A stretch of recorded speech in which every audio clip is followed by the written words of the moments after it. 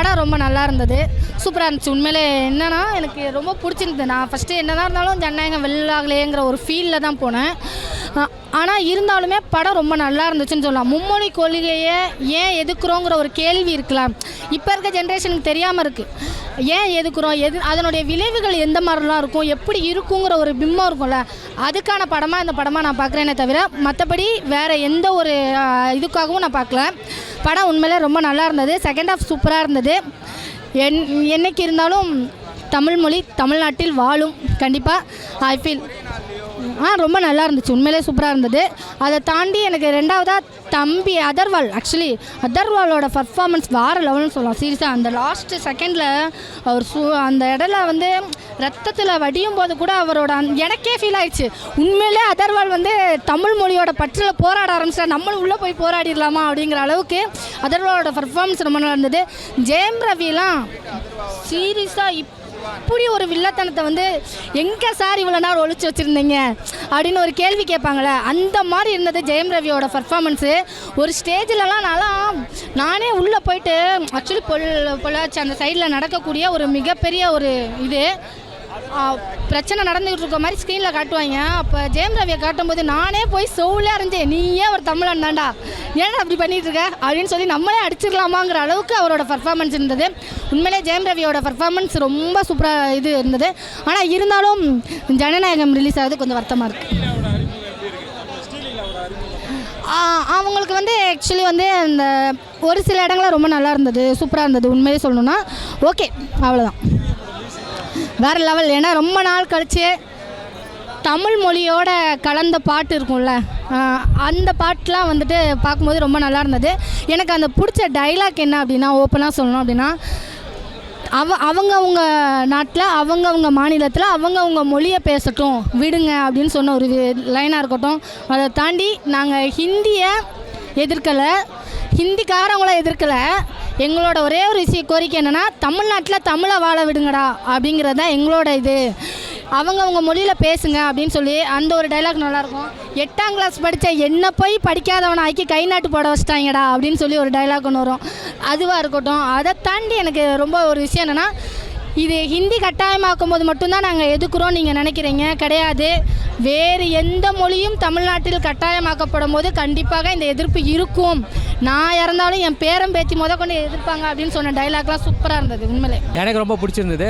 முதல் பாதியை விட 2ஆம் பாதி எனக்கு ரொம்ப பிடிச்சிருந்தது. உண்மையாக சொல்லணும், நான் முதல் பாதியில் இந்த காதல் காட்சிகள்லாம் அறவே வேண்டாம் இந்த மாதிரி படத்தில், அதுவும் அவசியமற்றதாக இருந்தது. அதுவும் 2ஆம் பாதியில் வந்துட்டு ஒரு சூப்பரான இன்ட்ரோலுக்கு அப்புறம் 2ஆம் பாதி யாருமே ஒரு பாட்டு, அதுவுமே அவசியம் இல்லை. ஸோ அதெல்லாம் தவிர்த்துருந்தாங்கன்னா படம் இன்னும் ஷார்ட் அண்ட் கிறிஸ்பாக நல்லா இருந்திருக்கும். நல்லா இருந்தது. அவர் வழக்கமாக கொடுக்கறது தான் ரொம்ப நல்லா பண்ணியிருந்தார். பட் அவரை விட ஜெயம் ரவி வந்து கலக்கிட்டார். ஏன்னா ஒரு ஹீரோவை இல்லைனா ஏற்றுக்கிறது ரொம்ப கஷ்டம். அவரோட பர்ஃபார்மன்ஸை அந்த ஹீரோன்ற அந்த இமேஜை தாண்டி பண்ணணும். சிறப்பாக பண்ணியிருந்தார். படத்தில் வந்து அவர் வந்த முதல் காட்சியிலேருந்து அவர் மேலே வெறுப்பு வர ஆரம்பிக்கிற அளவுக்கு தான் பர்ஃபார்மன்ஸ் இருந்தது. ஸோ ரொம்ப நல்லா இருந்தது. நல்லா பண்ணியிருக்காங்க. அவங்களுக்கு ஆக்சுவலாக அதை ஆல்ரெடி பயோபிக்லாம் பண்ணியிருக்காங்க. ஸோ அவங்களுக்கு இது ஒரு பெரிய சேலஞ்சிங் இல்லை. மோரோவர் நிறைய நேச்சுரல் லொக்கேஷன்ஸே போயிட்டாங்க. ஸோ அதனால் அவங்களுக்கு ரொம்ப ஈஸியாக போயிடுச்சு. ஆக்டிங்கும் பார்க்குறமோ சரி, ஆர்ட் ஒர்க்குமே சரி நல்லா இருந்தது. என்னென்னா பெரிய சாராம்சம் கட் ஆகலை அந்த படத்தில். ஒரு சிலது மியூட் ஆனால் கூட அண்ணாதுரை அவர்கள் பேசின டைலாக்லாம் கட் பண்ணியிருந்தா கூட இந்த படம் என்ன சொல்ல வந்ததோ அது கன்வீனிங்காக இருந்தது. அதனால் பெருசோட அந்த படத்தோட சாராம்சம் வந்து கட் ஆகலை. ஆமாம் நல்லா இருந்துச்சு. ஆக்சுவலாக ரொம்ப பெரிய ஆக்சுவலாக இப்போ உள்ளவங்க நிறைய பேருக்கு தெரியாதுல, ஒரு லாங்குவேஜ் தானே கடந்து போயிடுவாங்க. பட் அந்த லாங்குவேஜ்க்காக எவ்வளோ பெரிய சாக்ரிஃபைஸ்லாம் பண்ணியிருக்காங்கன்றதை பார்க்குறப்பலாம் நல்லா இருந்தது. பட் அது என்னென்னா இன்றைக்குமே அந்த போராட்டம் இன்னும் தொடர்ந்துட்டு தான் இருக்குது. இன்றைக்குமே அந்த திணிப்பெல்லாம் நடந்துட்டு தான் இருக்குது. பேசாமல் என்னன்னா ஒரு சட்டம் போட்டுடலாம், அந்தந்த ஊருக்கு போய் அந்தந்த லாங்குவேஜை கற்றுக்கோ, அந்தந்த லாங்குவேஜில் தான் நீ பேசணும் அப்படின்றத ஒரு சட்டமாக போட்டால் தான் இதுக்கெல்லாம் ஒரு முடிவு வரும்னு நான் நம்புகிறேன். பட் அது வரைக்குமே இன்றைக்கி நிறைய ஸ்கூல்ஸ்லையுமே ஹிந்தி செகண்ட் லாங்குவேஜ் ஆகிடுச்சு. அன்றைக்கி அவ்வளோ பேர் அதை உள்ளே வராமல் தடுக்கிறதுக்கு போராட்டம் பண்ண உயிரெல்லாம் இன்றைக்கி அது வேல்யூபிளாக அப்படின்றது தெரியல, அந்தளவுக்கு இருக்குது. அதாவது கனெக்ட் ஆகணும். அது எவ்வளோ தூரத்துக்கு ஆக்கிக்கிறாங்கன்றது தெரியாது. மேபி இது தப்பாக கூட இந்திக்காரன் இவ்வளோ பண்ணியிருக்கானா அப்படின்னு இவனுங்க இப்போ எதிர்த்து அது வன்முறையாக இறங்காமல் இருக்கிறதும் நல்லது தான். ஏன்னா அது அவங்களோட மென்டாலிட்டியை பொறுத்து தான். பட் அந்த காலத்தில் என்ன பண்ணாங்கன்றத மேக்ஸிமம் 99% காட்டியிருக்காங்க. பராசக்தி எக்ஸ்பெக்டேஷன் இருந்துச்சு, பட் எக்ஸ்பெக்டேஷனெல்லாம் தாண்டி படத்தை போய் உட்காந்து பார்த்தா ஃபஸ்ட் ஹாஃப்லேருந்து படத்தை வந்து பில்ட் பண்ணுறாங்க. என்னடா படத்தை பில்ட் பண்ணுறீங்க அப்படின்னு பார்த்தா செகண்ட் ஹாஃபில் வந்து சூப்பராக இருக்குது. இன்டர்வெல்லேருந்தே நமக்கு வந்து செம்மையான ஒரு படம் அப்படின்ற ஒரு இம்பாக்ட் வந்து கொடுக்குது. தமிழ் அப்படின்னு சொல்லிக்கிட்டு இருக்கோம்ல, அந்த தமிழ் எப்படி வந்தது, இப்போ வரையும் அந்த தமிழ் எப்படி நின்றுட்டு இருக்கு அப்படின்ற பேச ஒரு படமாக வந்து இருக்கும். இப்போயும் சொல்கிறேன், என்டர்டெயின்மெண்ட்டுக்காக நான் பராசக்தி வந்து பார்க்குறீங்க அப்படின்னா நான் வந்து உங்களுக்கு ரெக்கமெண்ட் பண்ண மாட்டேன். ஆனால் தமிழ் நம்ம சொல்கிறோம்ல, அந்த தமிழுக்காக இந்த படம் போய் பாருங்கள், உங்களுக்கு டெஃபினட்டாக பிடிக்கும். ஆக்சுவலாக என்னன்னா, நிறைய பேர் வந்து ஜிவியோட மியூசிக் எப்படி இருக்குன்னு கேட்டாங்க, பேக்ரவுண்ட் ஸ்கோர் எப்படி இருந்துச்சுன்னு கேட்டாங்க. நான் இந்த படம் பார்க்கும்போது இந்த தமிழுக்கான இம்பார்ட்டன்ஸ் கொடுக்கும்போது லைக் இன்டர்வெல் அப்போ சிவகார்த்திகேயன் அவரோட ஒரு சின்ன டிரான்ஸ்ஃபர்மேஷன் மாதிரி இருக்கும், அவரோட ஒரு சின்ன ஒரு சீன் நல்லா இருக்கும். அதெல்லாம் பார்க்கும்போது எனக்கு அந்த பிஜிஎம்மே நான் நோட்டீஸ் பண்ணல. எனக்கு அந்த அளவுக்கு அந்த சீன் வந்து அந்த தமிழுக்காக எப்படி வந்து இதுக்கு முன்னாடி என்ன மாதிரியான தியாகங்கள்லாம் நடந்திருக்கு அது பார்க்கும்போது நல்லா இருந்துச்சு. ஸோ சீன்ஸ் ஒவ்வொன்றும் நல்லா இருக்குது. நான் படத்தோட மேக்கிங் அப்படின்றதெல்லாம் சொல்கிறத தாண்டி படத்தோட கான்செப்டை தான் நான் டீட்டெயிலிங்காக சூப்பராக சொல்லுவேன். ஏன்னா இந்த படத்தில் நீங்கள் டைரக்ஷன் அப்படின்னு கேட்டிங்களா, நான் ஒரு சின்ன விஷயம் சொல்கிறேன். நம்ம வந்து நிறைய பேர் வந்து இந்த பேன் இண்டியா ஃபிலிம்ஸ் எல்லாம் வந்து ஒழுங்காக ஆக்டர்ஸ் எல்லாம் யூஸ் பண்ணுறதில்லை அப்படின்னு பேசிகிட்டு இருக்கோம். பட் இந்த படத்தில் பைஜில் ஜோசப் மாதிரி நிறைய உள்ள இது இருக்குது, நிறைய கேரக்டர்ஸ் வந்து இருக்காங்க. ஓகே, கேமியோஸ் நிறைய இருக்குது. பைஜில் ஜோசப் வர ஒரு சின்ன ஒரு டைமுக்கு என்ன கிளாப்ஸ் தெரியுமா? ஏன்னா அவருக்கு அந்த மாதிரியான ஒரு சீன் இருந்துச்சு, சின்ன சீன் தான் பட் பெரிய இம்பாக்ட். ஸோ அந்த மாதிரி அந்த ஒரு பேன் இண்டியா ஆக்டர்ஸை சூப்பராக யூஸ் பண்ணியிருக்காங்கன்னு சொல்கிறேன். ஸோ அந்த ஒரு சீனே நான் வந்து இவ்வளோ சொல்கிறேன்னா சுதா காங்கரா மேமோட டைரக்ஷன் பற்றி சொல்லணுமா?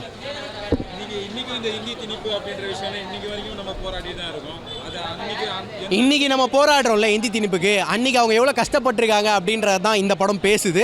ஸோ இந்த படத்தில் வந்து எஸ்கே வந்து எந்த அளவுக்கு வந்து அந்த ஒரு கேரக்டருக்கு டீட்டெயிலிங் கொடுக்க முடியுமோ, எந்த அளவுக்கு வந்து பெர்ஃபார்மன்ஸ்னால வந்து இதை எடுத்துகிட்டு போக முடியுமோ அந்த அளவுக்கு சூப்பராக வந்து எடுத்துகிட்டு போயிருக்காரு.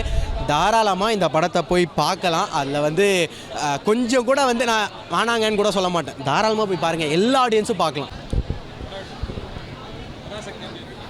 பராசக்தி படம் பார்த்துட்டு வரோம். படம் பார்த்தீங்கன்னு வச்சுக்கலாம், 1959 1965 இந்த காலகட்டத்தில் வந்து சென்ட்ரல் கவர்மெண்ட் வந்து ஹிந்தி மாத்திரம் தான் வந்து இந்தியாவோட அஃபிஷியல் லாங்குவேஜாக வரணும்னு சொல்லிட்டு அவங்க ஒரு லா பாஸ் பண்ண ட்ரை பண்ணாங்க.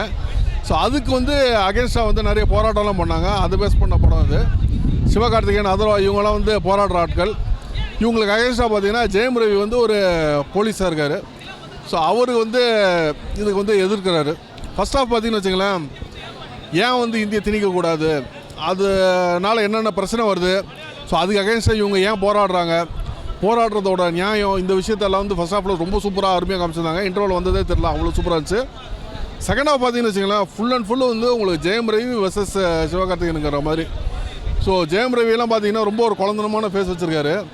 அவர் அவ்வளோ ஒரு வில்லத்தனம் பண்ணியிருக்காருங்க. ஆடியன்ஸ்க்கே அவர் மேலே ஒரு கடுப்பு வர அளவுக்கு அவ்வளோ சூப்பரான ஒரு வில்லன் கேரக்டர் பண்ணியிருக்காரு. அவரோட நடிப்பினால தான் செகண்ட் ஹாஃபே நின்றுச்சுன்னு வச்சுக்கலாம், அவ்வளோ சூப்பராக வந்து பண்ணியிருக்காரு. சிவகார்த்திகேயன் இந்த படம் வந்து அமரனுக்கு அப்புறம் ரொம்ப ஒரு பயங்கரமான ஒரு கரியரில் வந்து தூக்கி கொடுக்க கூடிய ஒரு படமாக இந்த படம் வந்து அமைஞ்சிருக்கு. அதரவும் நல்லா பெர்ஃபார்ம் பண்ணியிருக்காரு. ஸ்ரீலீலா வந்து ரொம்ப அருமையாக வந்து நடிச்சிருக்காங்க. அவங்களாம் பார்த்தீங்கன்னா நிறைய டான்ஸ் நம்பர்ஸ் அந்த மாதிரி தான் நிறைய பண்ணியிருக்காங்க. ஆக்டிங் இந்த படத்தில் அவ்வளோ அருமையாக வந்து பண்ணியிருக்காங்க. படம் வந்து டெக்னிக்கலாக வந்து எல்லா டிபார்ட்மெண்ட்டும் ரொம்ப நல்லா பண்ணியிருக்காங்க. பிஜிஎம் ரொம்ப நல்லாயிருக்கு, சாங்ஸ் நல்லாயிருக்கு.